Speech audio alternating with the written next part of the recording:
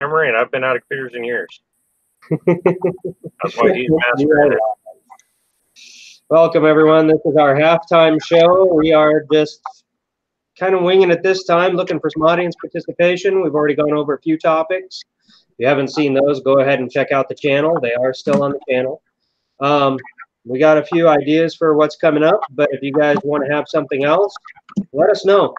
The main idea behind this was to get some other than firearm information out there, so we're not really talking about guns, techniques, tactics, any of that. Maybe the storage of them over long term. See that, chat. But otherwise, I am your host, Romeo, and I will turn it over to the rest of the panel to introduce themselves. Don't everybody talk at once. I'll get tired of that. Well, we were just waiting to make sure you were actually done with the actual talk. Usually every time I talk like that, I'm done. But continue. Sometimes you're not. You like going down them rabbit holes. We're not talking about politics right now. Michael, I guess everybody's just going to go with the poll lock information now. So just here to try to keep everybody on track and try to help with the R&D. I'm just the Bubba.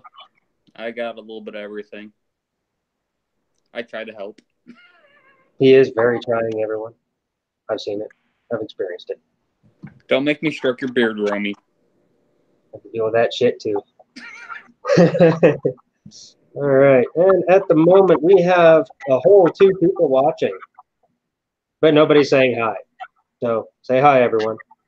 Well, we just want to make sure everything's up and running and everybody hear us. We are having technical difficulties here in Iowa. We do have a storm rolling through. It has knocked out half our crew at this current moment in time. So we're just trying to make sure that everybody's up and running and you guys can hear us. I mean, the storm's getting ready to start hitting me. It just blew through here about 20 minutes ago. And I do still have a little bit of weathering up here, and I'm a bit west of you yet, so. Yeah.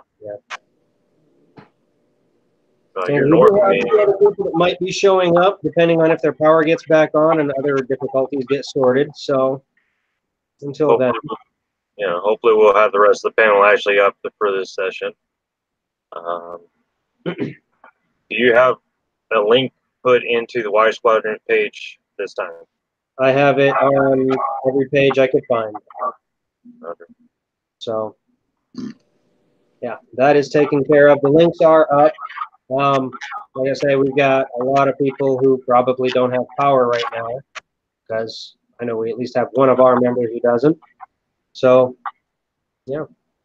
Until then, so coming up, my notebook of notes. Any of you nerds out there will get a chuckle out of that. You got a notebook. So next month, we're looking at doing a show on bugging out and bugging in.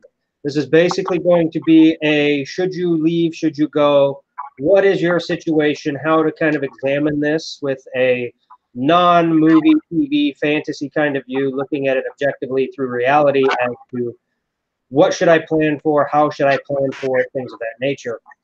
And then, of course, the thought process through bugging in and bugging out, gear, stuff like that. And then in August, hopefully, we will have a special guest. I need to talk to him yet, but we will be going over food preps. So canning and long-term food storage, things like that. We might hit into a little bit of gardening on that one as well. September is going to start getting cold, in theory, because our calendar is broken, but that's a rabbit hole I'm going to avoid. It was snowing not that long ago, so come on. We are going to start talking about winter gear, clothing selection for your climate. Up here, I know I was out working in the -40, -50 wind chill. That sucked ass. But proper clothing helped me get through the day, even though my hands cracked out severely. October, we are looking at kind of a bushcrafting day. Edible plants, fire starting, shelters, things like that. That's really all we have set in stone at this point. So, and those are flexible. We might change months on those yet, depending on if we come up with something. We've already had discussions on vehicle tactics and things like that. And then today we were just going to kind of fill the time with a few things I've had many people ask me about, books I read. mad scientist Michael Pollock there is always tinkering on stuff, and Bubba played. So, well, Bubba's been witness to some of the successful training we've done. yes, or successful research we've done. I'm sorry. I got to make sure I'm rephrasing this properly. and he did the Gladiator like a fucking champ. I would have loved to have had John last month to talk about that, but we're got in the way. Well, going off of Pollock's successful R&D, I've been doing some more R&D at work, going along those same lines, and I'm not going to do anything until I know for sure it's going to work a little bit better. Have you been making a potato gun? Because I know people in plumbing who've made potato guns and shot at us, and then we brought airsoft guns and started shooting at them, and it turned into quite a fiasco on the job site during break time, and we did get in a little trouble, but that's a separate story. No, it doesn't involve a potato gun. I could build out my garage, thank you. Well, yeah. But I think I can fill it with pop bottle right now. Let's do it this MacGyver style. Well, let's put it this way. I think I found a way to make that into a smoke bomb too, from his R&D. Nice. With one of don't.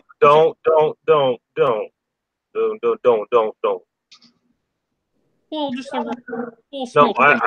No, I know what you're saying. I know exactly where you're going with that. Still not happy I missed that camp out. Well, unfortunately, with the nationwide bug out, I mean, we tried participating. We had everything set up. I wish Isaac was here. He does have the video from the different things that we did actually achieve. Yeah. I mean, we were able to actually run a fully solar system off 2 deep cell batteries and run the ham system on that by itself. And that is definitely shown that. And that's also kind of the point of these chats. We can get some of that information out there for when we have those kinds of camp outs, like the bug out, where we could test these systems and theories, like the poultry we talked about, communications and things like that. So, yeah, that's kind of the point behind this. That's why we want to know what you guys want to know. Well, I mean, for the R&D stuff, it's more the factor of we need to know what people need equipment-wise. I mean, there's different projects that we've been working on. I mean, I built a puck system, and that's all I'm calling it. It's just puck. It's a round circle device, and it's a light. All I did is took a red reflector lens cover, placed it in there, and we had red light at night. We weren't having to sit there and worry about who had a flashlight that was already red or trying to find your lenses in the middle of the night. It was just a single clicker, and it worked up to 30 feet away. I mean, we used it the first night. We had the entire camp lit up in our section that we were running, and you could see just fine, just off them little lights. And all it is just 2-cell LED or 2-cell LED push light with a remote control. But without knowing what people are looking for, I mean, yeah, you can go online, buy equipment, and you can spend a fortune on equipment. My thing is I like building this stuff. It don't bother me none. I like taking stuff apart, figuring out how it works, and then coming back to it and then trying to build something different. Or using the stuff I already know and building something better. It might be better, might be worse. I mean, 2 months ago, I was trying to work on that infrared system. We were trying to figure out how to extend the viewpoint of the night vision for the guys that had the night vision scope. This way, they weren't having to rely just solely on that flashlight unit that was mounted on the system. I mean, if we had spotlights with IR on them, pointing in the opposite direction of the guy with infrared, how far can you see? Yeah. And if you set up something like that with IR floods, you don't have to have the IR on your weapon going off too. Yep. So that gives you a little bit more security in and of itself. Yeah, you're not giving away your position. Because I know from fact, just running security systems on people's homes and everything, if you have that camera lined up, as soon as the infrared goes on that camera, it blinds out any other camera because it's just overwhelming of the light source. Mm-hmm. But it's those kind of different things that we need the people to actually tell us what they're looking for. We might be able to build something. Excuse me. And for me, doing the R&D is just the factor of we're out in the field. I mean, for bug out weekend, we actually ran into a problem that we had the ability to plug into 110 outlet. Well, the cables that Isaac brought for the ham system wouldn't apply. So what I had to do is I had to run a splicer in there, splice it together just with stuff I had on the rig. All I took was a nylon washer and some self-tapping screws. We went through, put eyelets on the end of the line, sent that right through the nylon washer. This way it'll hold the two terminals together.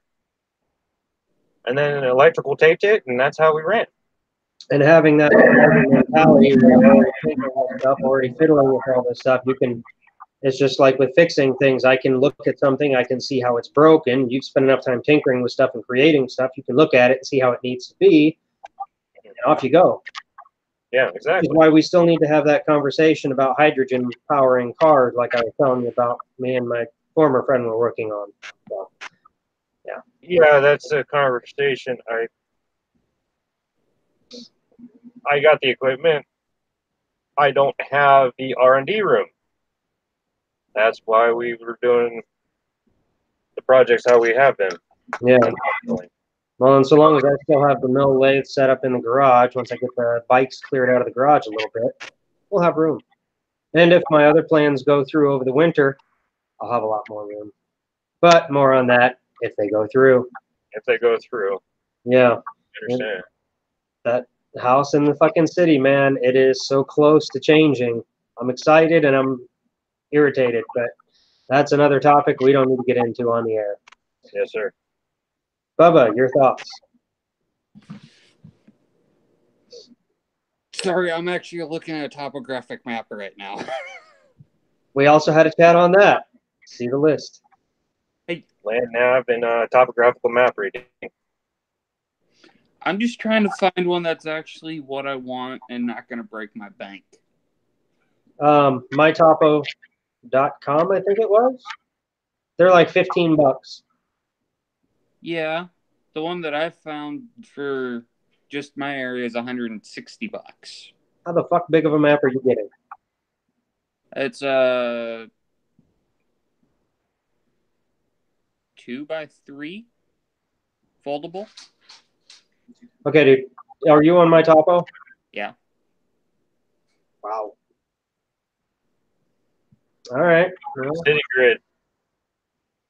yeah, make sure you get the right grid. We'll talk about that after. It was a 5x8. Sorry. Oh, okay. Yeah, that Yeah, will be a little bit more money.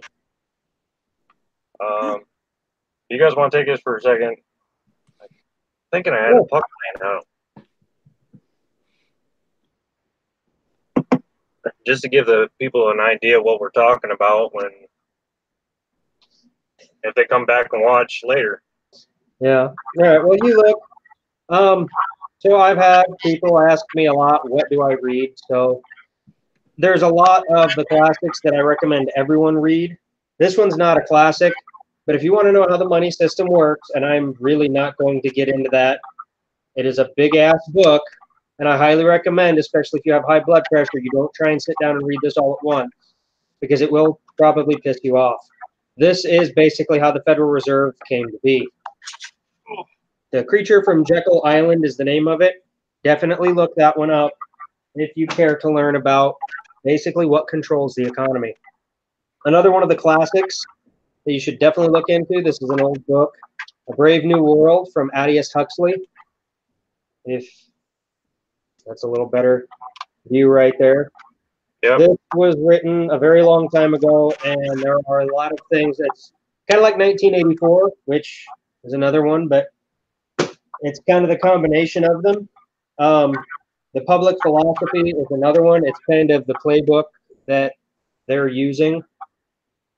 It's kind of a good way if you want to learn the thought process. You know how they say, know your enemy, know yourself, and Never Lose a Battle. I'd paraphrase the shit out of that. But that's Sun Tzu, The Art of War. I don't have that in my reference right now because it's loaned out. But another good one, The Science of Evil. If you're at all looking at people, after reading this, I realized I had a friend who was a sociopath. So, yeah. 1984, I mentioned. That's this one. Definitely get it. If you don't want to read all of the Ayn Rand books because they're big and there's a lot of them, this is a simple kind of a cut-down version, Ayn Rand for the New Intellectual. It's choice pieces from each of her works. Worth to pick up. It's worth a read. You can go through that and then try and go through them. And then this one, I might have touched on this one during the health chat, the Bryobiotic Protocol. Okay, I didn't know if I did or not, so I grabbed it just in case. This is a good one. It kind of goes through supplements and stuff like that, and it uses science and reasoning for the nature of your body. So, good book. Pick it up. And this one here is outdated from 2008, 2009, One Nation Under Surveillance. I keep harping on people about some of the shit that they put out there, but yeah, this 10 years old, you'll get a pretty good idea as to what they can do now because that just snowballs exponentially. Those are just ones that I recommend reading. I'll get into my reference books later, but if you want to actually know your history, I haven't really dug much into these yet, but I was fortunate to snag these at the library. They were hiding in the basement. This one is Messages and Papers of the Presidents. It's a very large set, but it's basically like Theodore Roosevelt right here, something that he wrote. It's just all their correspondence packed into the book. And then this is basically just a history book, the campaign in Mesopotamia during the World War. Yeah, these are 100-year-old history books. And those are the best place to get your history. Get it from as close to the source as you can. So if you want to learn about the Civil War, look at books written in 1870, 1880, as opposed to a book written in 1980. Because the books written in 1980 are probably going to be full of bullshit. If you don't believe me, get a history book from the 50s, get a history book from today, and compare some of the stories in them. Really different. I've had to re-educate many things with my nephews. Yeah, as I said, The Art of War, Sun Tzu, it's got a ton of great information in it. And this one is just really cool. I don't read through it a lot, but I got it when I was doing the classes on Constitution and law, just to kind of pass around. I love the title because they're fucking you right there. Cornerstones of Our American Democracy. Republic. But anyway, yeah, this was actually something from the National Archives. And what I like about it is it has copies of tons of the founding documents. There's the Treaty of Versailles is in here, or Paris, Treaty of Paris, not Versailles. There's copies of the Constitution and the Bill of Rights and all that in it. And it's basically a picture book of those documents. So it's really neat. I like kind of passing it around to the people that I had that were actually taking the class from me. So, well, kind of neat. Picture books work great for us. I know, right? You just need crayons. Yeah, no, not in that. No. Kill you. No. I actually was looking for another one of those for a friend of mine. I haven't been able to find another one. It's just kind of one of those where if you want a copy, go on eBay and see if you come across one. I haven't looked in a while. There might be one out.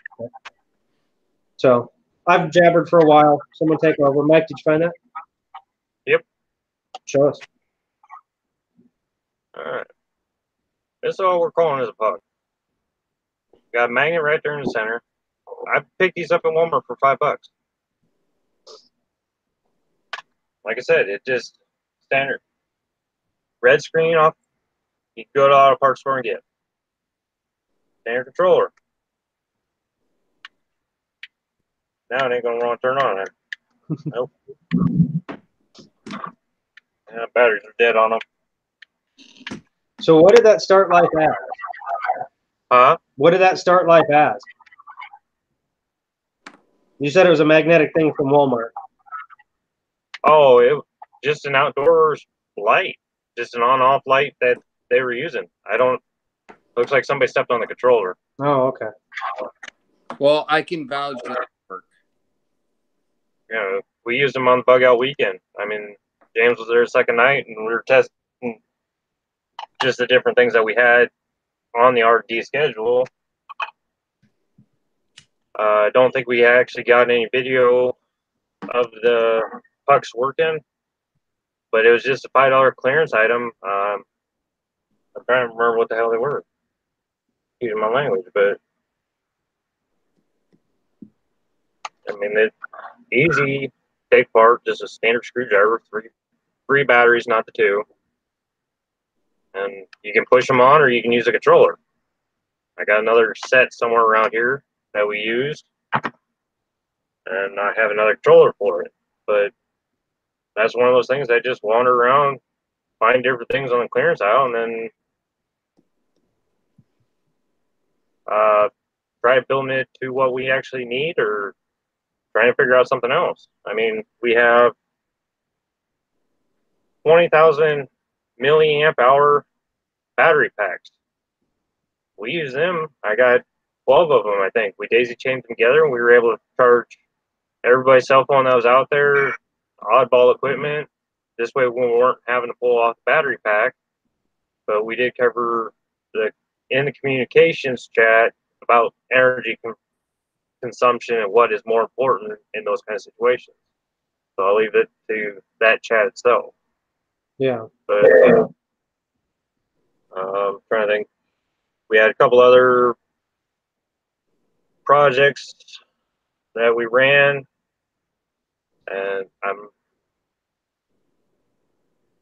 not sure. We'll try to get those covered next month. And the only other thing I think of is that strobe light I built. But it's on our chat under the videos.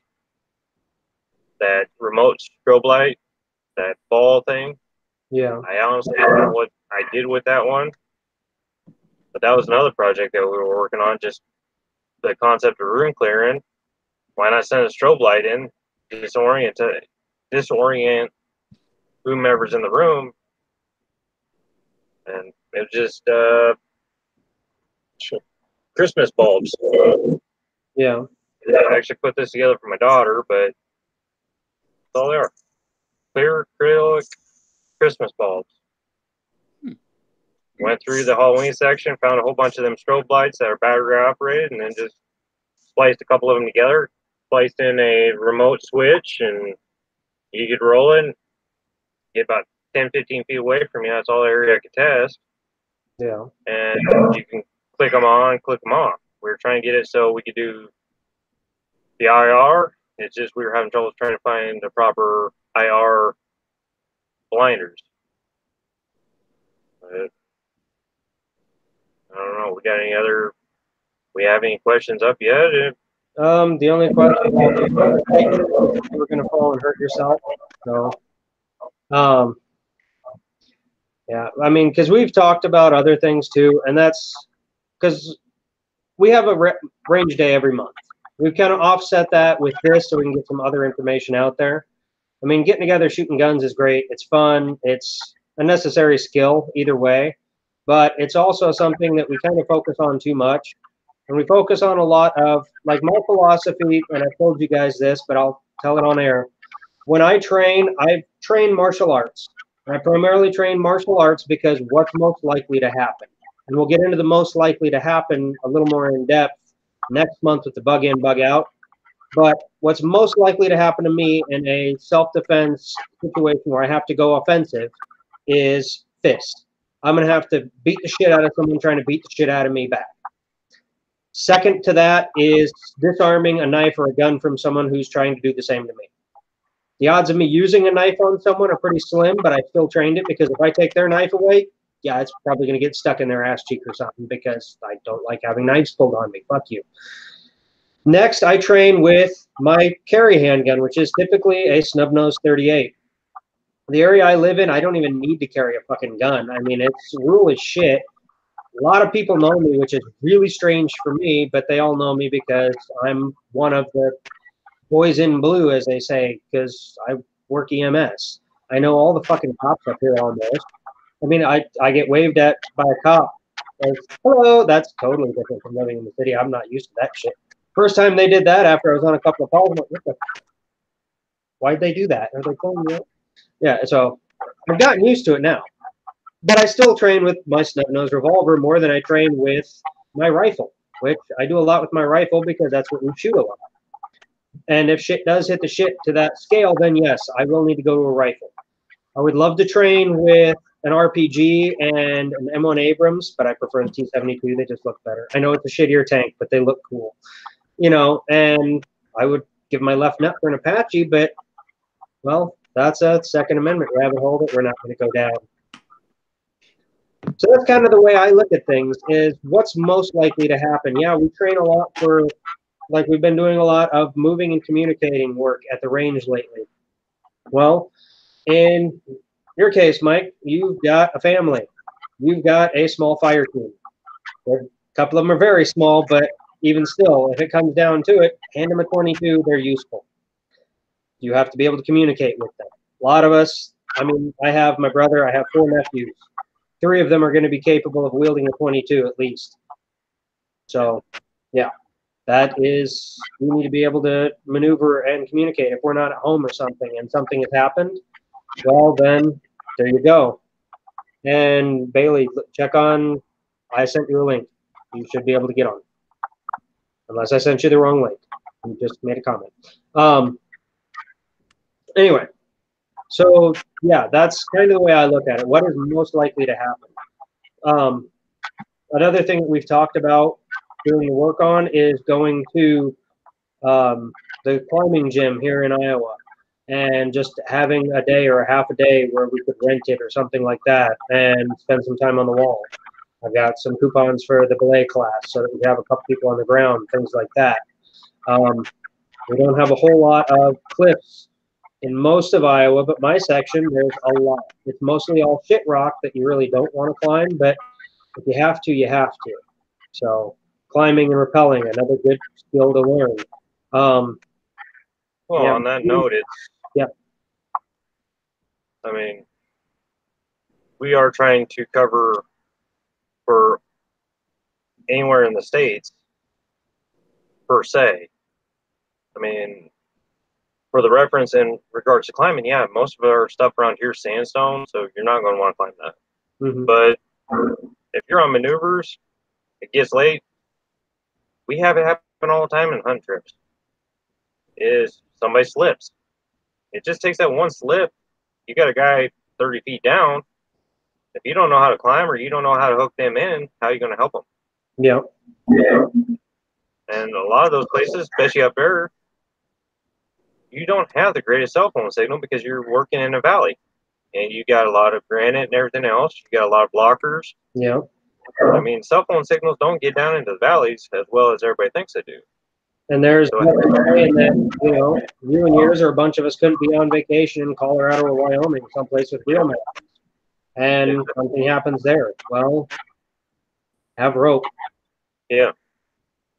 So, yeah, there's a lot of different options. But that all comes down to the other aspects of it. When we have the guy that we learn from a lot, he was Special Forces. And I asked him about this, you know, how much of it would you say is actually shooting? And it's like 5% or less. And especially if, like, he gave me the example of mission planning. I think it was like 3%, he said. I don't remember exactly, but it was less than 5%. You have the vast majority of it, 75% or better, is actually planning. So that you know where the fuck you're going, know what you're looking for, know all of that stuff. Then there's the getting there. Then there's the actual shooting, if that even happens. So we spend a lot of time shooting guns, which, don't get me wrong, shooting guns are fun, but there is a lot of other stuff that we need to focus on that may not be as sexy and fun and chic as shooting a gun and looking all tactic awesome, but needs to be done. And it's awesome. Anyway. Tact awesome. Is that a coin phrase we're going to start using now? Patented, Romy. That's okay, because it'll be on a movie, just like fucking Tuesday. It's twice now I've heard that on TV. So don't worry. Eventually someone will pick it up and make money on it. Just say thank you. Because it won't be the first fucking thing I've said that's ended up on TV. I don't know how the hell that happened. My brother has that problem too. I think it's just because we're service techs.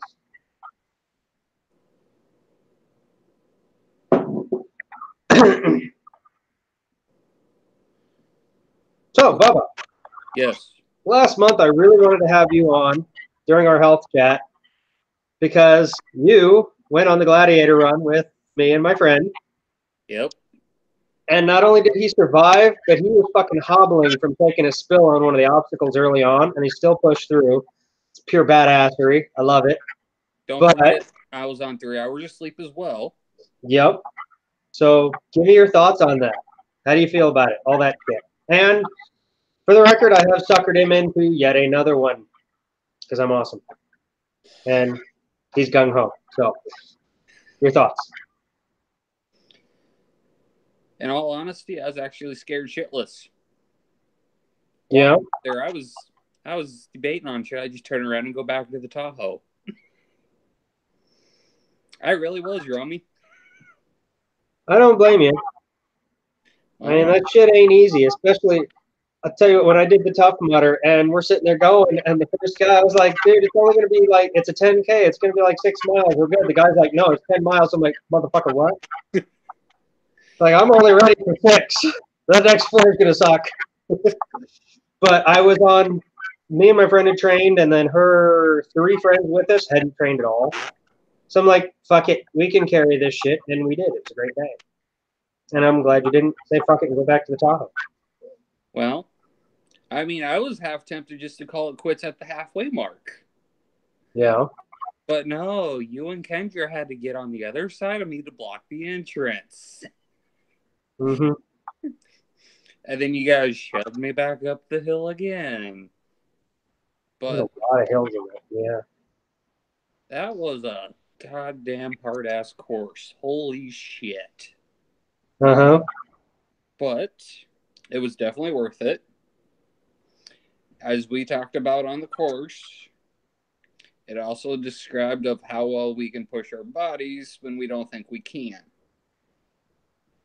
Which, given lack of sleep, freaking doing a spill out on the first obstacle, yeah, I think I did pretty damn good. I agree. And technically that was the second, because that fucking hill counted as the first obstacle. I don't give a shit if I had a sign in it or not. That's true. But yeah, that's what I love about those, because people are always way more capable of shit than they even imagine. I mean, if you just push through.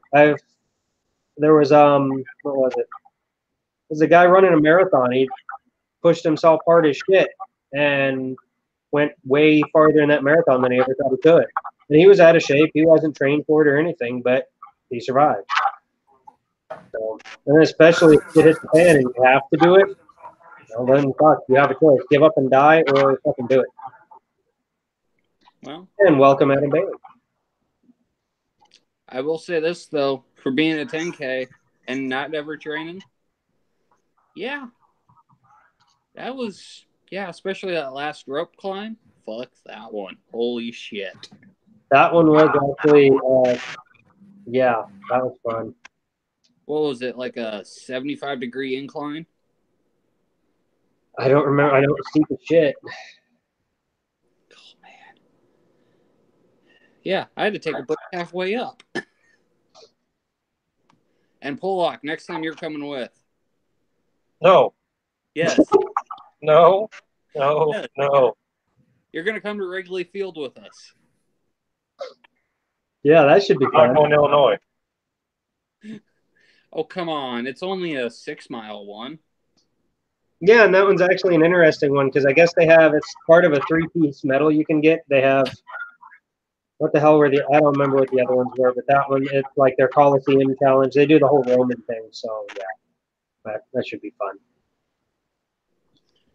Come on, Pollock. We'll push that button later.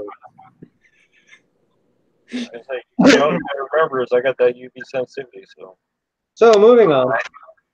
Adam, you're a guy who's actually been overseas. My comments earlier about planning versus implementation versus actual shooting.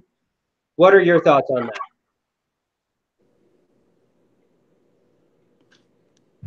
Over what? You're breaking up. So like I was saying, how the vast majority of, like my friend used to be a Green Beret. When we were talking, he said that the actual shooting aspect of it is less than 5%. You're looking at least half of it being planning, the rest of it being actual implementation, getting there, things like that. Your thoughts from your experience on it?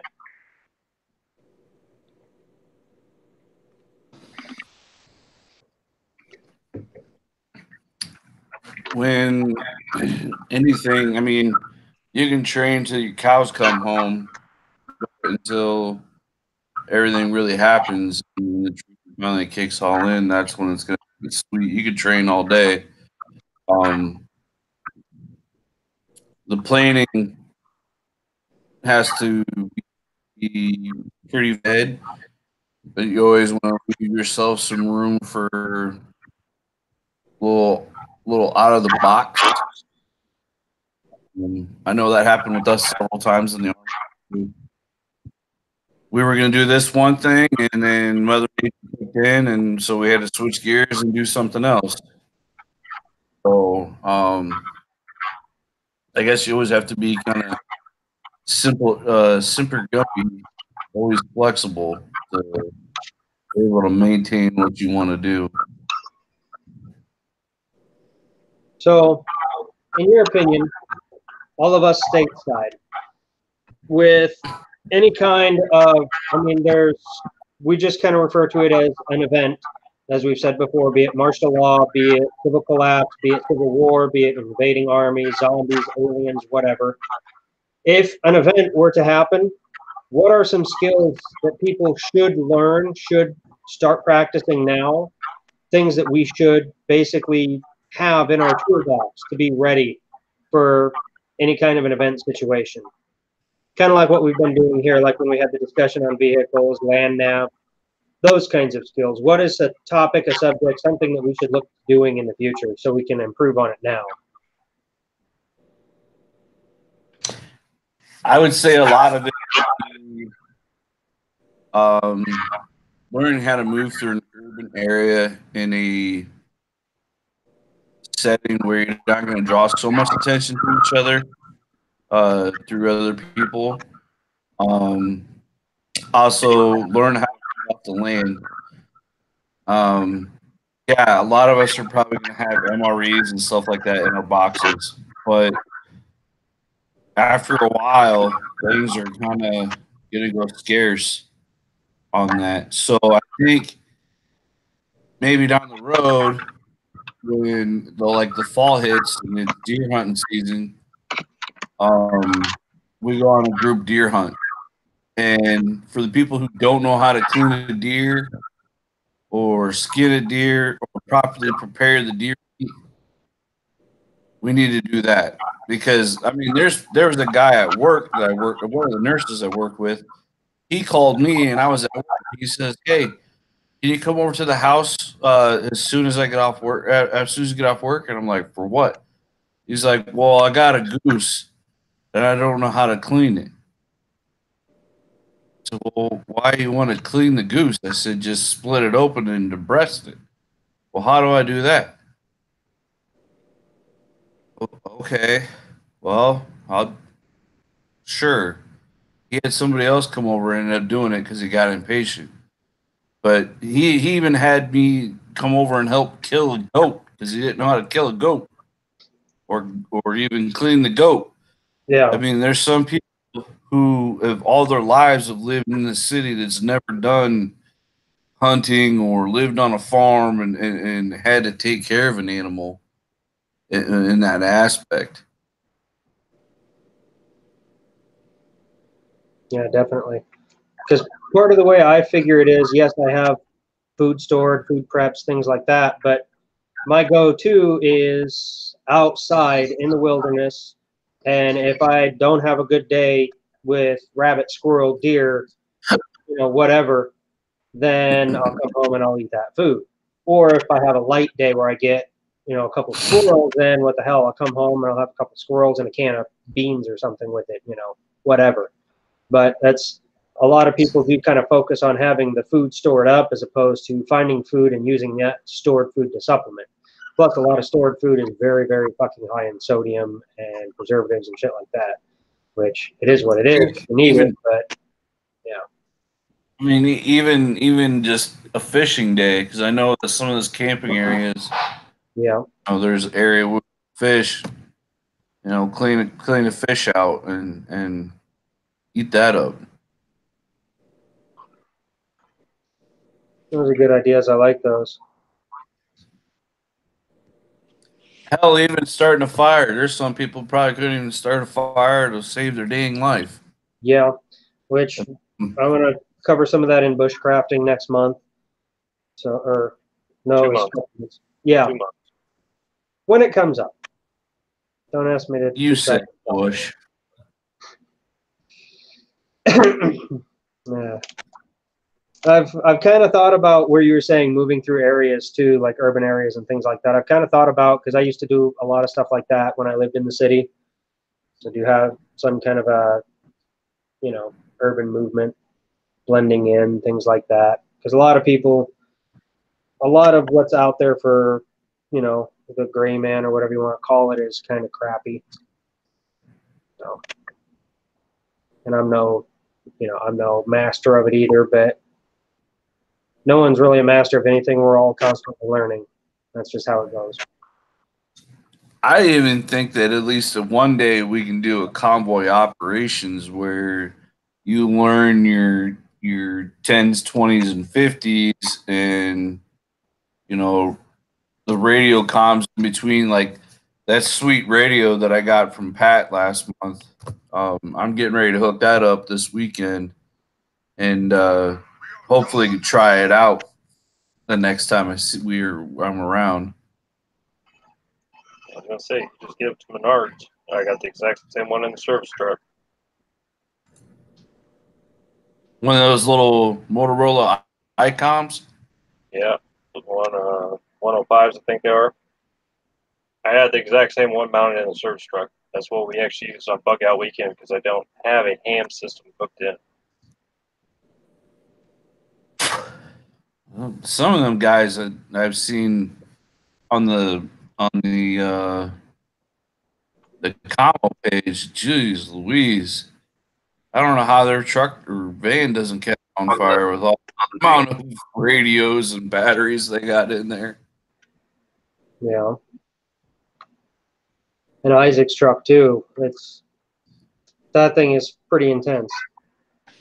I have not yet seen that yet. Yeah, he's got quite a bit of stuff in there. It's pretty interesting.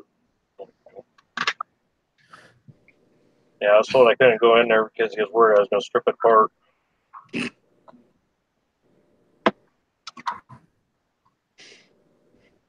I would have been here a little sooner, but we had a couple of tree branches on top of power lines down where I'm at, and I thought I was going to lose power. Yeah, we were having a similar discussion about that. I actually I'm buying a shitty old truck for my brother, which I haven't got a reply about the $50 off from the dent, and I'm kind of afraid to look at my phone because it didn't buzz. But I fear no man, one woman, my sister-in-law. So, yeah, where my car was parked, sort of next to and behind this truck, a tree basically fell down. It hit the truck, and it would have rolled off the truck onto the hood of my car. So I'm really glad I dropped the boys off a little early. Otherwise, Sadie would have got fucked up. But I know body work. I just don't want to do anymore. So. Well, you know old school body work. I do. New stuff with all the plastic. I actually haven't done any lead work in a long time. We did do a little bit of that way back when I actually went to school. It was one of the things I learned It was funny because I've been doing body work since I was 13, and then I went to college for it, and I'm like, dude, do I get my money back? Because I've learned like 3 things. I did learn a lot about metal finishing, so that was worth it. I mean, and I don't have to use as much plastic. I like that because I don't like plastic. But that's another topic. That's kind of off kilter. Like, I think it says computer down.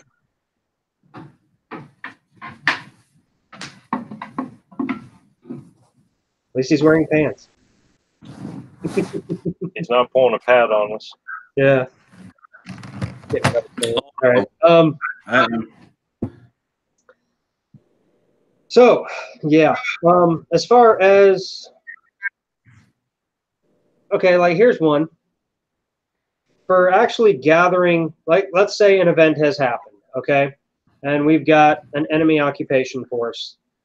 How are we going to get the information on them that we need to formulate plans so we can set up things like ambushes or when to move out of an area since they're going to come in force or things of that nature? Red Dawn. Well, yeah. Well, we just get a bunch of our smallest, fastest guys that don't take up much room and send them out. Advanced scout. You take your fastest, smallest guys, and the reason why I say that is so they can haul ass when they need to, and they can cover up pretty quick, low to the ground. I mean, I'm a big guy and I can hide, but not as fast as I used to be. Well, I guess that means Pollock is getting busy. I mean, you send a team out, and you get your sit reps and your lace reports and things like that, and then bring it back to HQ, and we can pull up a plan from there. Okay, I know sit rep is situation report. What is the other one you said?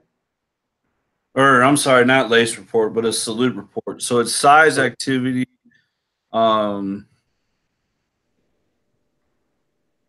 size, activity, yeah, and so pretty much what you're going to be looking at is how big is the group, time, and I can't remember what the E is.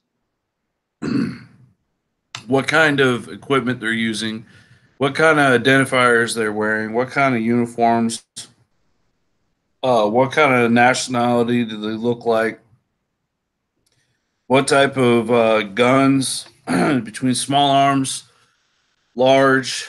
They got tanks, rocket propelled grenades, items like that, in direction and the time. Then you send that up, and you go from there. I feel like a jackass for not remembering the whole entire acronym, but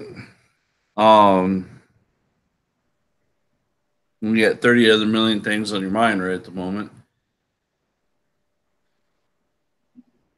So, but I mean, that's exact. I mean, you just send an advanced party out, and you get all that information down, and paint a range map. So what that is like when you're sitting out there, even when you're on like a tower duty, or you're set up on an OP, opposition port position, draw a little map of your area of what you see, what your window is, and you can send that back to whoever a runner could be. it looks something like this, or this, and it's got notations in it for grid reference, locations of stuff. There's another example of it right here. That's more of an aerial view. This is out of the Special Forces Sniper Training Manual. This is another good one to get because it's also got conversion tables. It's got finding direction off of the sun. It's got tables for that. So there's a lot more in here than just actual pulling the trigger type stuff. So, and that's actually in there, making range cards, things like that. It's, yeah, handy for a lot of things. Are any libraries safe or anything like that when you're around? No, because I'm actually scheduled to go back to the library in town to do another furnace inspection for him. And I'm going to hit her up for more of the books that are down in the basement because I guarantee they haven't moved. And there are some old-ass reference books in there that I've been jonesing to get my hands on. I mean, I have that little bit right there is just some of my books. I have 2 shelves upstairs. Yeah, the house burns down or something like that, I am going to save my books. That's what I will be running back in this fucking house for. I love my book. So I still have a stack to go through that's my actual reference, the books I refer back to constantly and reread sections of. So, but we'll get to that. We're on a roll here with this. So yeah, definitely being able to sketch out and set up a range card or something like that. Because I actually have range cards set up. Like if I'm looking at a window and I see a coyote in the field, I can reference the card. Okay, I know that's 650 yards away. Dial my rifle or hold over or do whatever I have to do and shoot at the fucker. So yeah, they're handy to have. Even at my house in the city, I mean, I knew my range is looking out of this door. I have so many yards to this, so many yards to this, so many yards to this. It works with if you have to, you know, you got a bunch of pissed off Libyans coming up the street because we've been invaded. Well, it works to have to shoot at them, or it, you know, zombies, whatever.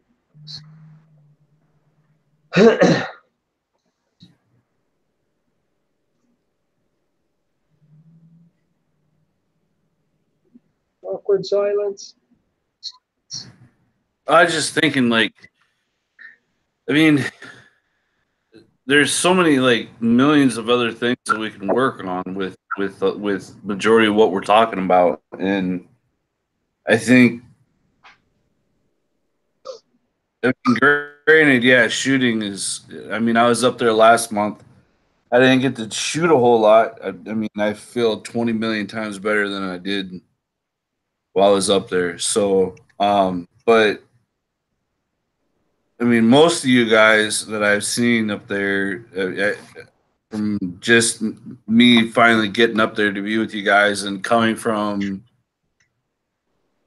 the military side, your guys' shooting is pretty well spot tits on.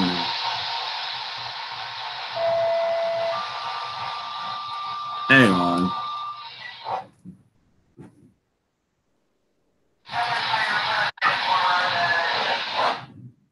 Phone drop.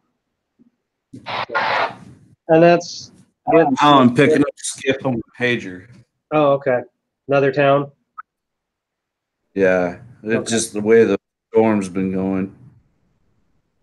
But I mean the shooting for you guys that I've seen is pretty good, and I like how that was going.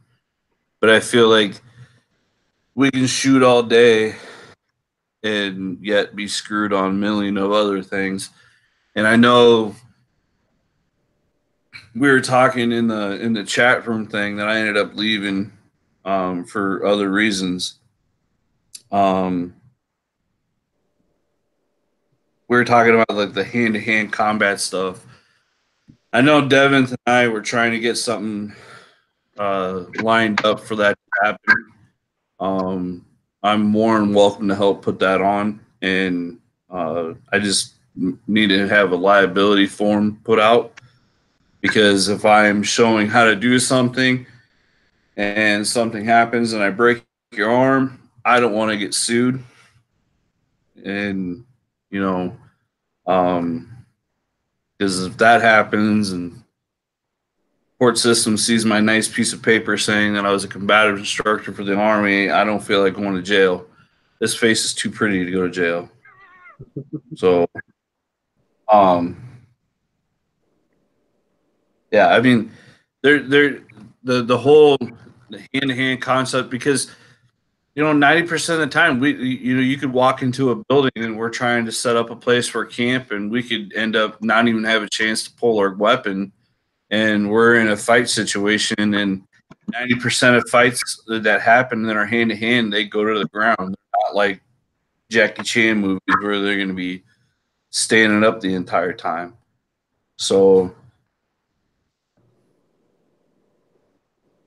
I think those are better things that we can prepare for in the next however. Yeah, and that was like what I was hitting on, how my thought process is. I am more likely to get in a fist fight with someone than I am to get in a gunfight with someone. So that's why I've worked on that more. And that's why, I have a dojo set up in my house. I'll hit the heavy bag for however I hit it. Sometimes it's just working an individual punch. Sometimes I'll do rounds on the bag. But I'm going to worry more about that than I am going to worry about being able to draw perfectly and put a bullet in someone 400 yards away with a snub-nosed revolver, which I've only done 200 feet of flying with. So I can hit a VW for 200 yards. 200 yards. Lots of this.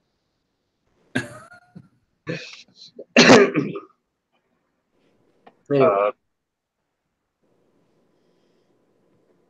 Hand comms. If we don't have the ability to use radio, having the ability to actually signal and people actually understanding what signaling, that's a big one. Oh, nonverbal hand communications? Yep. Those are always fun. Yeah, we had a small issue with that at the bug out. Yes, we did. Was there a lot of Stone Cold Steve Austin action going on? Nope. A lot of this? Nope. Well, there goes our PG rating.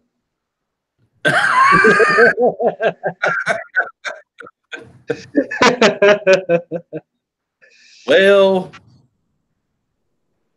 and that wouldn't be a bad one to actually throw in, because we could do that in a video and actually get some pretty decent use out of that in this platform. So that's definitely a topic to look for in the future.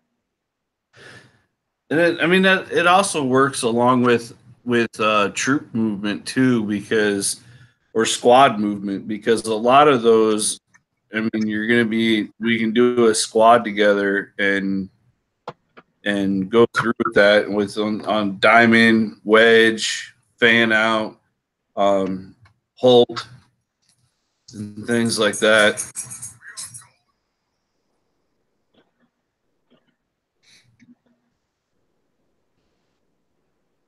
Yeah. With us for the bug out weekend, we kind of had a brain fart. And we're trying to keep the communication level low, but at the same time, we're trying to figure out what the heck was going on that particular night. We had some oddball characters walking around the ground that they weren't supposed to. So, we had a good movement in that regard. It's just we were lacking on the ability to actually communicate with one another. And then you're trying to do a night op or something like that where you can't see the hand signals. Let him out. And I gotta go get Rachel. Care if I leave him with you for a little bit? So, If not, I'll take him upstairs. No, it'll be fine. I just don't want to be getting it's into just trying to get that all figured out and all squared away would be helpful. Well, it'd be helpful if a lot of guys had NVGs. What's an NVG? Night vision. Night vision goggles. I'm sorry. It's fine. We'll remind you. Just use the acronyms. That way it helps down the road too, because then people will hear it again later and like, oh, hey, I know what that is. Because I actually watched the videos that these guys put out. free of charge. We're not even asking for your money, just your Yeah. time. So, yeah. A shit ton of worthless and somewhat good knowledge for $9.99. But wait, there's more. We also got jokes. But I mean, one of the things that I can say here, that I can say is that, like, doing all the training that we did for the past year before we deployed, and then when we put it into effect when we got there, seeing everything come together was flawless. I think that was one of the key things of our survival rate to go be the way it was. And to sit there with NVGs on or night vision goggles on and have these sweet ass Surefire lights that had IR on them and everything else like that. You put that IR on and you can, oh my gosh, talk about lighting up the darkness. Like, it'd be pitch black, but it's like, it is just bright as the brightest day you could ever get. And the lights, I mean, oh man, or even lasing something for a plane, watching it go through the night vision, you won't have to worry about seeing anything. Mm-hmm. The I use only problem is up here, and it's a lot of fun. Yeah, the only problem is that night vision is like $1,200. Yeah, easily. Except for the IR that Isaac was selling, that's pretty good for $375. Yeah. Was it a flashlight or was it night vision? It was IR. It's not going to be as good as like the 14 or something like that. It's nowhere near. But you're also comparing third gen to this is basically, I think he said it's Gen 1 plus. So, yeah. But it's better than nothing, though, too. Yeah, because I think it's a Gen 1 plus. It's the PVS 34 back when I had a PSL. And for a Starlight scope, you go out and it's pitch black, you can see great. I mean, I took, I think, 2 coyotes with that one. They were up fairly close because I had to be able to make them out, and it wasn't the best of designs, but without any additional IR on just a starry night, I don't even think it was a full moon. Yeah, I could see really good. But then I got a better scope, and I graduated and I sold it. So, yeah. I mean, if it's the best you have and you can get a hell of a deal on it, great. If you could save up for a couple more months and get something third gen, something like a 14, go for it. Don't buy something now just to have something. Save up, buy what you need. I can't pull it up very well. I can get a different image of it.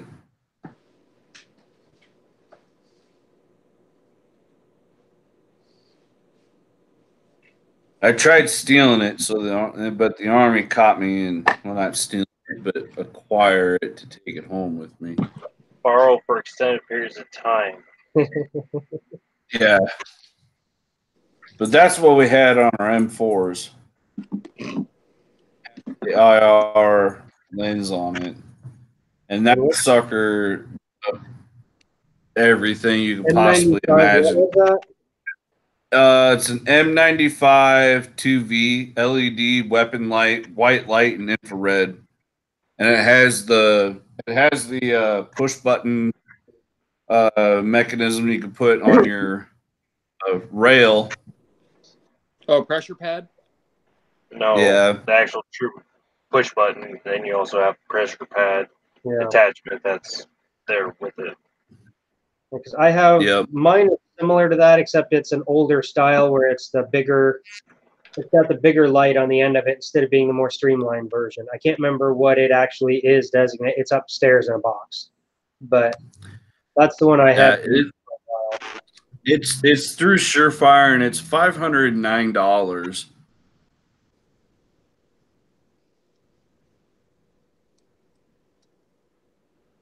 Yeah, I'm a big fan of Surefire, though. I love their kit. It's hella good lights.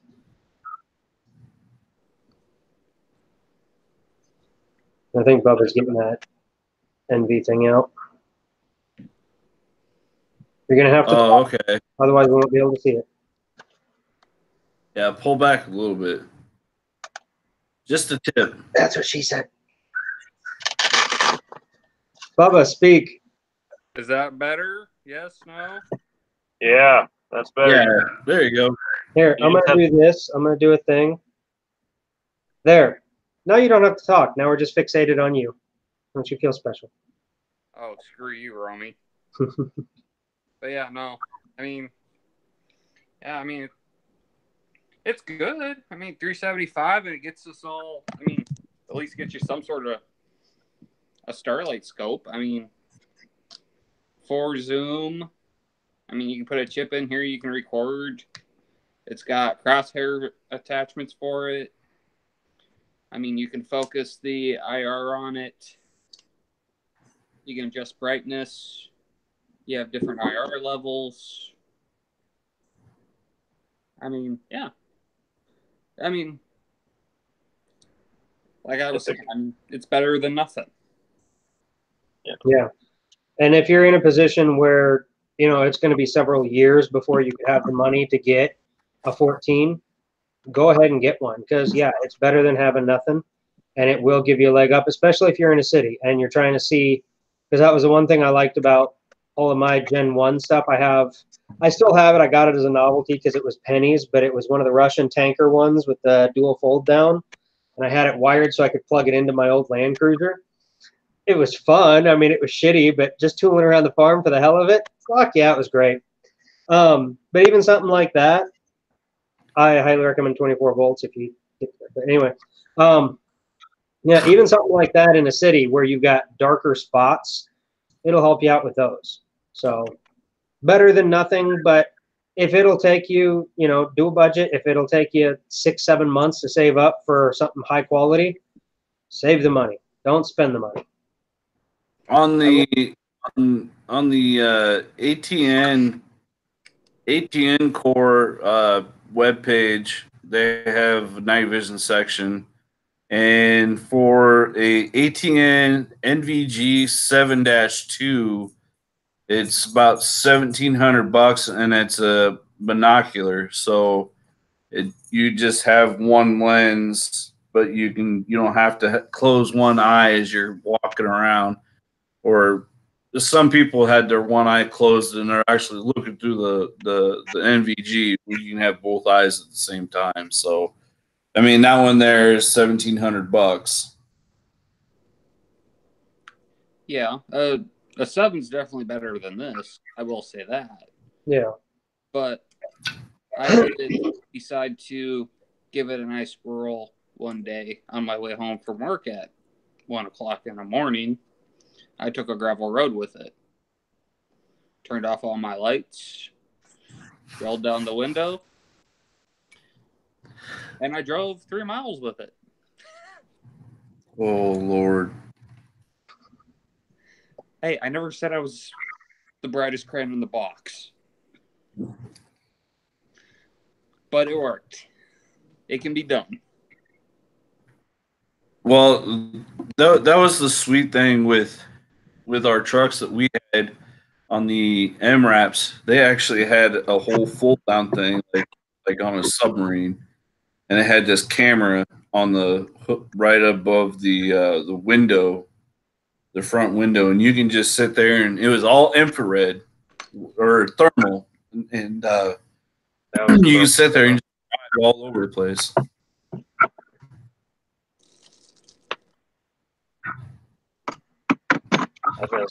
With me, I have a night vision. It's just a Walmart special, $100. It's just standard issue monocle. I mean, it's stealth cam. I've had this thing for 4 years. I've tested it. You're walking through the woods early morning, trying to get to your stand or something like that. It works. Now, I wouldn't suggest it for the stuff we're discussing. It's just. But again, if that's what you have, that's what you have. Yeah. I mean, if we have, again, if the Russians invade, I'm going to be excited as fuck because I'm getting me a whole bunch of good Russian guns. I mean, y'all know how I feel about the AK. That's the way it's going to end up, though. You know, if you're fighting an opposition force of a foreign military, you're more likely going to be using their equipment, their gear, their shit. They're going to have more advanced stuff. You don't have to have, you know, the $2,000 AR-15. You could start that party with the $500 AR-15, take their guns and ammo because that's what you're going to have more of.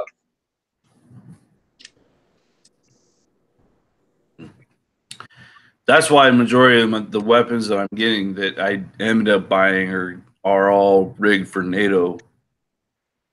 There's a shit ton of 5.56 and a shit ton of 7.62. Yep. And that was kind of my thought. Ever be in a loss of ammo. What are we doing? We probably going out for smoke, maybe? Yes, sir. But yeah, that's kind of my thought process behind getting that AK and 5.56. It's the platform I'm used to. I love using it. I'm comfortable with it. And it's a very common bullet. The magazines may not be common, but it's totally fine for me. And like I say, if it does hit the shit in some way, we're either fighting zombies, opposition force of some kind of living people, well, guess what? I'll adapt. But until then, I'm fucking with a gun I enjoy. So.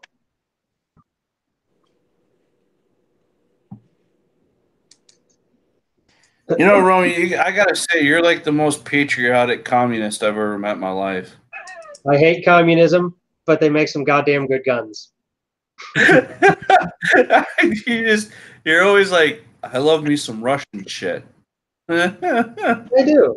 I mean, I love vodka. I always have. It's good shit. Less hangover in the morning, and clear liquor is actually better for less hangover in the morning. I mean, borscht. I love making borscht. My brother hates it because he hates beets. Says they taste like dirt, but dirt is apparently delicious for me. And I do have Slavic blood running through my veins. I'm Slovenia is where one of my relation is from. That actually came over here on a boat to Ellis Island. So yeah, it's just where I am. That's why I'm shorter and very sexy. Well, yeah. And I work out. I always thought you were taller until I saw you. I know, I get that a lot. It's that personality. I am 10 feet tall in my own head, so I still duck walking in a regular room sometimes. Like, oh, shit, no, never mind, that's normal. I actually did work in a basement last week where I had to duck. It was kind of weird. And the guy working with me is about your height, so it really sucked for him. Oh, God. It's about me going to my basement now. So, anyway, anything else? So, okay, let's go off of the example of we are the opposition force. We are basically like the guys overseas to you, all right? What are some of the things they did that you guys noticed as far as how they were gaining intel on you, how they set up ambushes and things like that? So if it does, because there have been a lot of like recruiting offices have been firebombed and previous presidents have brought them over here by boatloads and things like that. And we have little Somalia up in Minnesota that's a hotbed for localized activities. So what are some things? I tell you what. And whatnot off of that. So what happened with us, we had the Afghan army and we with also the Afghan police and we would train them. I actually we did a class with a bunch of their NCOs and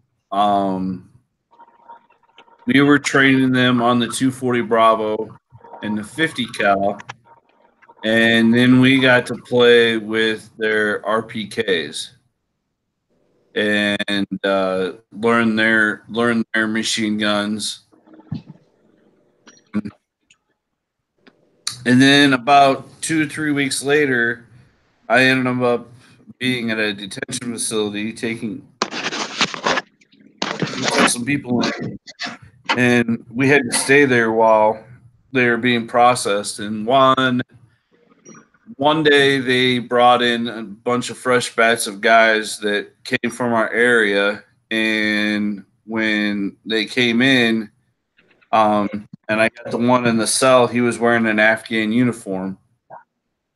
And when I turned him around and I took his mask off, I looked exactly right at him, and the only thing I could say was, "You fucked up," and he started crying. He happened to be my star pupil in the in the class for the 240 class. They just the Taliban offered him the right amount of money, and he took it because we were only paying him $1 a day, and the Taliban offered him, $5,000. He took it, and he was giving them so much info it wasn't funny. 6 weeks later, after that, with the info that he gave him, and then another Afghan army guy, more info. They ambushed our sister company that was over there as they went out the gate, and so they'll do it that way. They'll try to be a friend, and you may think that they're the friend and that they're awesome, and they'll get all the info from that situation, or they'll come in as a worker and they'll try to they'll work in the camp or in the area. Most of the guys that did do that were like trash guys or just people who would work in one of the shops, and then they would gain all the information by walking around and writing stuff down.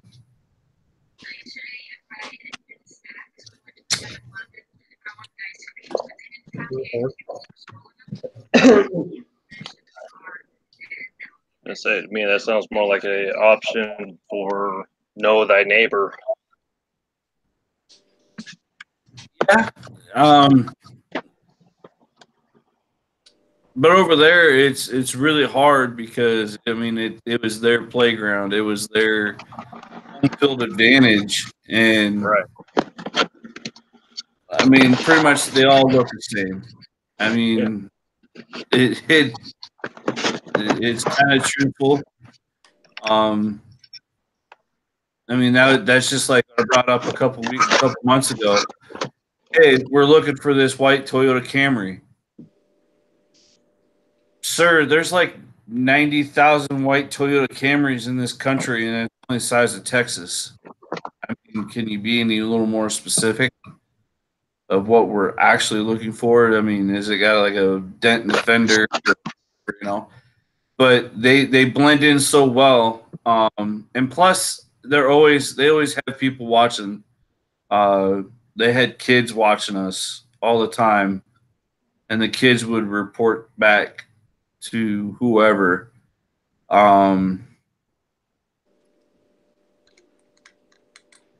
You could be driving down the road and see 60 kids, and the kids would come up and they would come up and bug you, and they would want your pens and pencils and stuff, and they would come up just to be friendly, like they're wanting to hang out and talk, yet they're actually really watching you and learning what you're doing, and then they go and take it back to their elder or whoever, and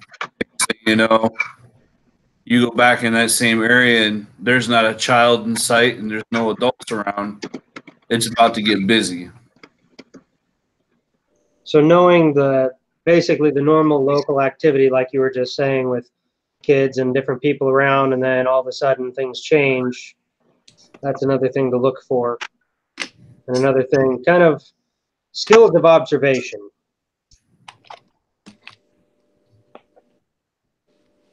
Yeah. I mean, situational awareness in anything is key, and especially into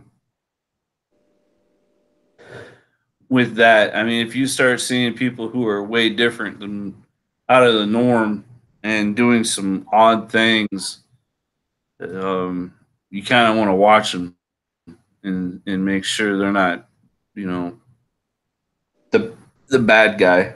And improving situational awareness could be a topic all on its own too, because we've spoken Yep. on that a little bit. I think it was during the vehicles chat, but yeah. All right, you guys continue. I gotta hit the can, get some more water. I'll be right back. Plus, I think this dog's getting frisky. She needs to go outside. Come on.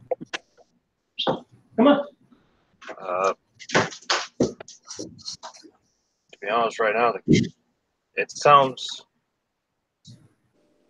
to me like something we would be doing in that scenario is if we have an invasion force come to the States, that'd be the things that we would do to try to gain intel on this. Oh yeah, 100%. And it's But most people wouldn't know what, you know. Most people wouldn't think of that. They'd be more worried about, oh my God, we just got taken over. So guys like us need to think about those things. I mean, it'd be kind of, huh? I said always having a plan for your backup plan, your tertiary plan. Yeah. I mean, you can't just plan on one event. I mean, things change. Like you said, you got to be fluid when you're doing an operational skill because nothing's predictable, nothing's the same, nothing's consistent. You always have to be fluid. That's kind of the way I'm taking it. Or that's kind of how it's coming off to me. We can sit here and train with firearms, like Romy was explaining earlier. 5% of your actual time out, or if there's an invasive force, you'd only have to use your firearm 5% of the time. What are you doing with the other 95%? What are the skills that are needed, or what skills should them A, our team, B, the general public actually have? I mean, where do you draw a line? Well, I mean, if that situation ever happened where we're having a discussion of, you know, like how it was in Red Dawn where they come in, instead of going on the offensive, start wasting and laying bodies, you know, just sit back for a little bit, let them do what they need to do, figure out what they're up to, figure out what the size is, and that's take all together, and then once you get with the main element, your main element, y'all need, you know, everybody's sharing info of what's what checkpoints here, what checkpoints there, and then kind of draw up a plan of when you're going to do it after. right, and that's something we're going to try to cover with next month's show. Is in regards to trying to have your situational awareness about yourself or about the events that are currently going on. Yeah, that'll be kind of what is normal for your area. What, like if you live down in Missouri, what historically has happened there that you can draw off of for information, as opposed to, because a lot of times people want to imagine this massive scenario happening like this, and it ends up being a scenario like this, or something in the middle, and they're not even prepared for that. But it's like, you know, if you live near a river that floods a lot, that's something people don't think about very often because, well, that's just flooding. That's not, you know, mass riots and everyone, and it's a mental thing too. People always want to go to the worst possible thing that could be happening or could possibly happen. And it's trying to break it down to where you're not going quite so far. And like I said, we'll be going in depth with that on next month's chat. But for now, back to more books. So, Something that everyone should learn, and it goes along. I'll probably hit more on this when we get into situational awareness. This is a book. It's what everybody is should be. It's the definitive book of body language. It's got, like, in cultural things, how the Saudi guys would hold hands going to mosque. I believe it was on Thursdays. I've heard stories about that also. It's not good or something. Isn't that right? Man love Thursday. Yep. But actually holding hands is a sign of friendship and trust. Yeah, that too. It's like, it's got examples in here, like when people are hugging themselves, they're feeling insecure, things like that. It kind of breaks down the natural reflexes that people have. And if you're in a sales position like I was when I started picking up on this stuff, it's really good to know if you have a customer that's doing well or not doing so well as far as your rapport. So it's kind of a good one to pick up for that, but it's also a good one if you're just out in public and you're talking to someone and you notice, if you, in your mind, you're noticing, hey, this person's kind of acting a little strange, but you're not sure what's going on. It kind of helps you break down. And body language comes in clusters. You've got, if you're just standing there like crossing your arms, maybe they're comfortable like that because the rest of their posture is open. What their hands are doing when they're talking, facial expressions, things like that. It's all, rather than just looking at one thing, it kind of breaks that down. Another one, I give this book out a lot. I actually gave one to my previous employer when I left because I basically told them this company sucks as far as leadership and management skills. Here, hopefully this helps. Call me. It's called The 3 Meter Zone, Common Sense Leadership for NCOs. And it kind of breaks down a lot of different things. See if I can find a good page where they got some breakdown. Establishing direction. It's got knowing the people that are under you, things like that. It's got a lot of great, it's a good kind of getting the basis. If you want to work on your own leadership skills, it's a great place to start. It's kind of written with the military in mind, but you can adapt it to a lot of different things. A friend of mine, she has the other book of this, but this guy has 2 of them. This one is Conversations with an Assassin. It's Anthony Cummins, writes them both. The other one is called To Stand on a Stone. It's a book that references more martial arts aspects as to thought process and things. But this one talks a lot about material possessions and religion. It's written like a pupil to a master assassin, and they're having these conversations, but it's kind of a different thought process on, like, this chapter's on gang mentality. And it's just kind of that conversation that they would be having. Since this is a prepper group, this is another one I go through a lot as far as coming up with ideas for the group, how we should bind together. It's called MAGS. It's the people part of prepping.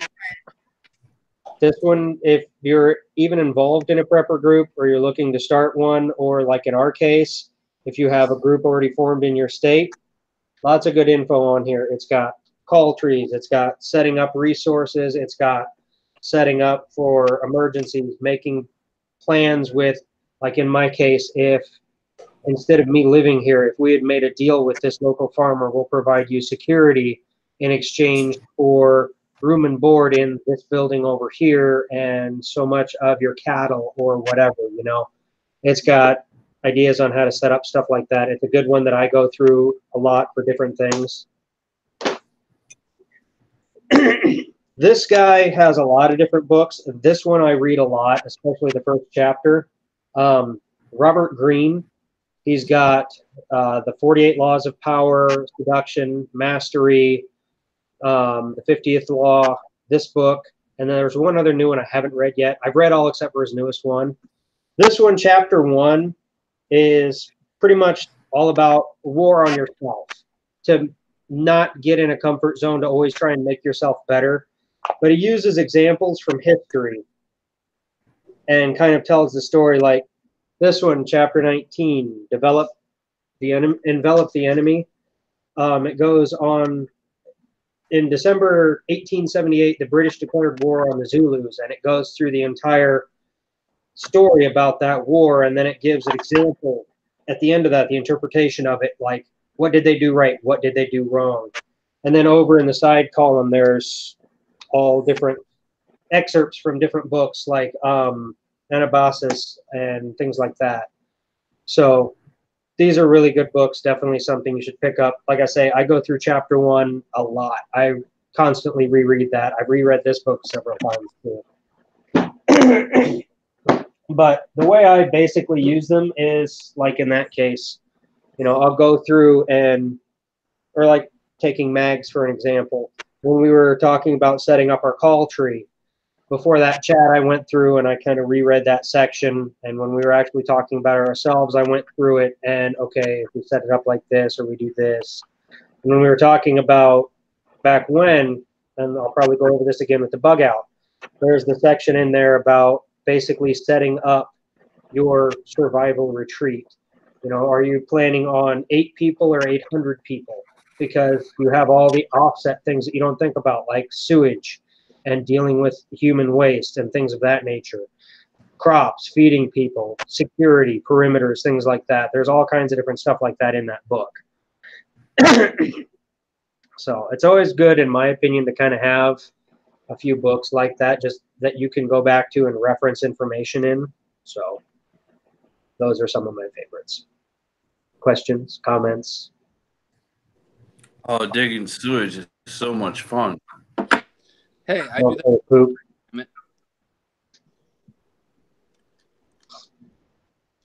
It's not Do that. what?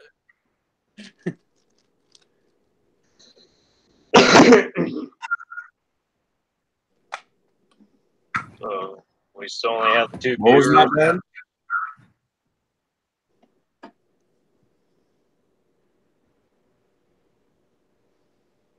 What was that? I said we only have the 2 viewers left then. No questions been brought up or anything. Yeah, there's 2 watching now. There's nothing else going on that way. So anyone? Yeah.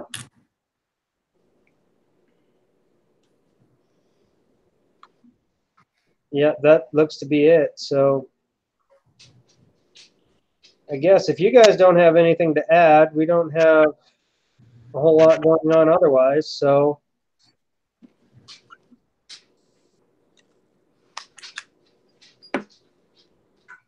Bubba, are you breaking stuff? No, I'm just trying to put it in its bag. Oh, okay. All right, yeah. Well, that's pretty much all I have. We got not a whole lot of audience participation. I was kind of looking for more of that, but it's been kind of the way it's been going. We're at the very least going to probably run through our topics that we have, and then we'll kind of, in December, we're going to have our year in review, and we'll kind of see where things are going then. And yeah. So as far as this goes, we did get some good information from the panel, at least, as far as some other topics to look at. And they might be able, something we can kind of interweave together, or stuff that we can throw in as their own topics. So we'll go through our list and kind of edit as we go, and that'll be that. So you guys have anything you want to add? It's nice to see that HQ's got the website up and running now, and Yeah. people were able to get things. I think tomorrow I'm going to get 5 and 6 up and running and sent to me.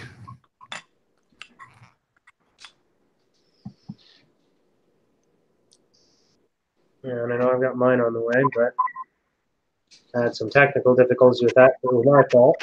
So I need to check my email more often, but the hospital keeps telling me that too.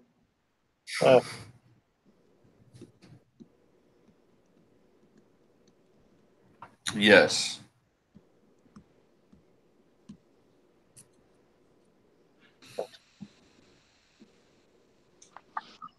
I really don't have anything to add myself.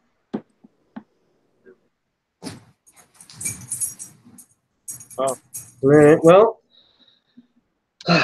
I guess that's that for tonight. I hope everyone had a good time. And I do go through these videos afterwards and check the comments. So if you're watching this posthumously and we do have something you'd like us to do or like to say or anything like that, go ahead and put up a comment.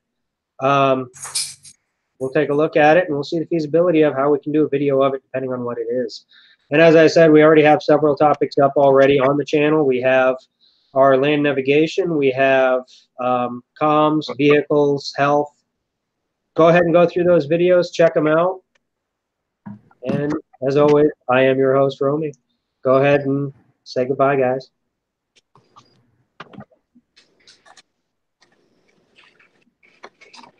Not everybody I guess where we're going with that. What's that? I'm going to start pointing fingers. Mike, go. I was just saying, this is everybody's favorite pull hawk. Might as well just keep on that same journey here. Just go ahead and sign off. Nope, sorry. Didn't know you were done. All right, now Bubba, go.